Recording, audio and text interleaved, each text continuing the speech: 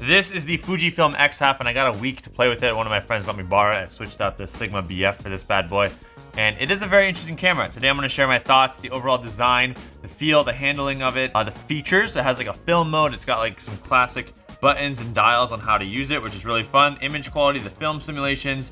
I did not test the video, but the performance and the overall use case for this. Why would someone ever want to buy the new FUJIFILM X half? It is a very interesting product, and I keep hearing about it, and I was like, I want to learn more about it, so I'll share my thoughts. Let's get into it. Now, this is called the FUJIFILM X half because if you switch over, the sensor is actually vertical. So this is one of the few cameras where you're holding it like you would horizontally, but when the photos actually turn out vertical, so you can post them on Instagram or other social media outlets, which I think is pretty neat. I like that feature about it, and it is very tiny.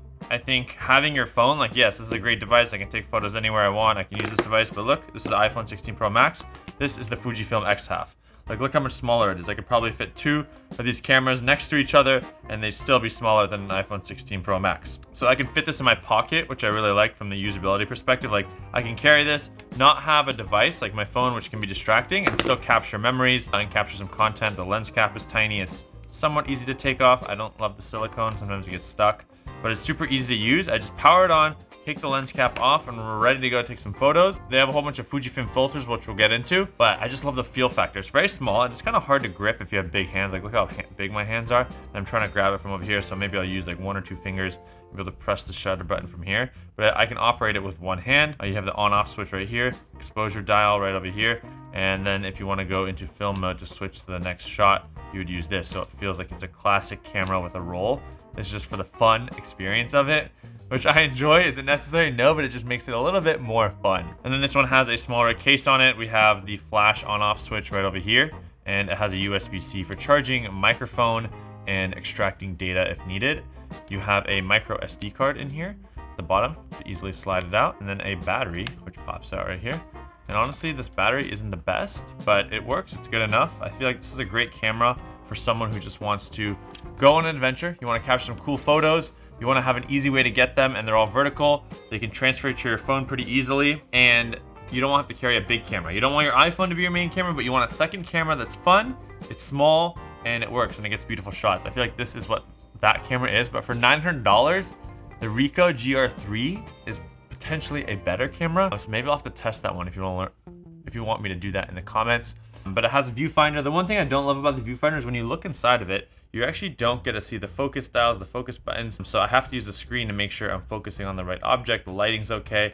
And then there's an aperture wheel, which I can change on the front. You can see it changes the aperture as I do that to change the lighting. This is a great just point and shoot. Like, you don't have to change too many settings. You can keep it simple. Pull out your pocket, snap a photo, boom, saves it to the memory card, you're good to go. So that's what I love about this FUJIFILM X half. Now let's talk about the creative filters. So if you are a Fuji fan at all, there are some Fuji filters here where it makes it feel like you are using a Fujifilm film camera. And as you can see right here, there's nostalgic negative, classic negative. There's a whole bunch of options that you can go through and just get the type of color, the look, and the feel that you want. And then it's gonna bake that in. These are all JPEGs, they're not RAW files, so you can't edit them too much afterwards, but you do have some potential. But you're gonna be capturing JPEG images with these filters on. And I think that makes it the most fun. If you're like, okay, I wanna go into film camera mode, you swipe down from the top, there's film camera mode. This is where it makes it feel like a film camera.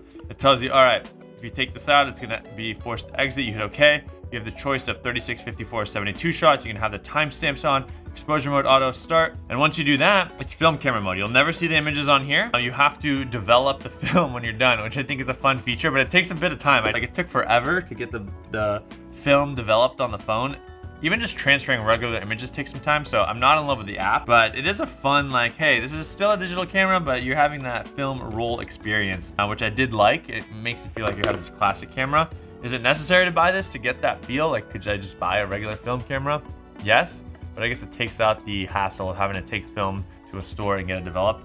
It kind of makes that similar experience a digital one. And as you can see here, this is a developed film that I did. It'll save this entire roll as an image in your photos library, and then you can also go ahead and view the single images that you did inside as well. So these were all taken. Here we go.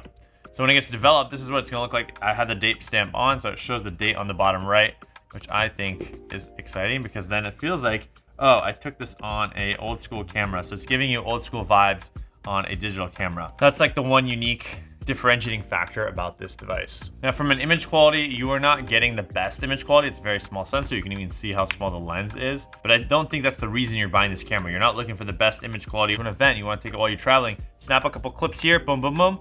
Maybe you develop that later on, or you just store them on here and you transfer them to your phone. I think that's what this camera is made for. It's like, maybe you want to leave your phone in your backpack and still have something to be able to capture some quick clips that you can share on social media. That's where this kind of comes in. And then the question becomes, what's the best small portable camera that you can carry in your pocket and capture life moments with? Is it this? Is it the Ricoh? Are there other competitors? But I do think this is kind of the top 3 in that range. Now, from the app and usability perspective, I'm gonna go through the things I didn't really love about it. The app is okay. There's a separate app for the Fujifilm X half, whereas all the other Fuji cameras use the Fujifilm app. So having to download 2 separate apps if you have 2 Fuji cameras, not ideal. And I did have some issues. I was just trying to pair it with the camera and it kept giving me errors, but I didn't realize that this is a second touchscreen. The touchscreen here, not ideal. It doesn't work the best. Like sometimes I swipe it, it doesn't work. So I have to like swipe it multiple times. It's not the easiest to use touchscreen. And I didn't realize that when we were pairing, I had to hit OK on the small touchscreen, not the big touchscreen. So I sat there and it would always fail. Some cool shots. I like these shots. I like that there's like this filmic look. There's grain to the image. It's not amazing quality, but it's got a vintage feel. I use the nostalgic negative film look.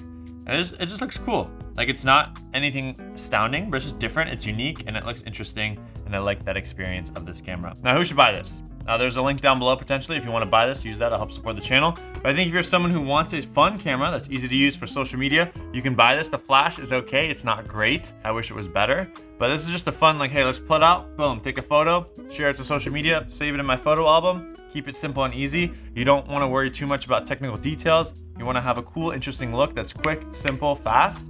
This is what the camera is good for. But outside of that, if you're trying to get the best image quality, you can get so many other cameras for the same price. I want to compare this to the Ricoh GR3. Maybe I'll do a comparison video. Let me know in the comments below and see how they compare. But I feel like those are the 2 best contenders for pocket, easy to use photo cameras. My name is Shervin. Follow me on all the socials. Subscribe to notifications for future videos. We'll see you in the next one. Peace.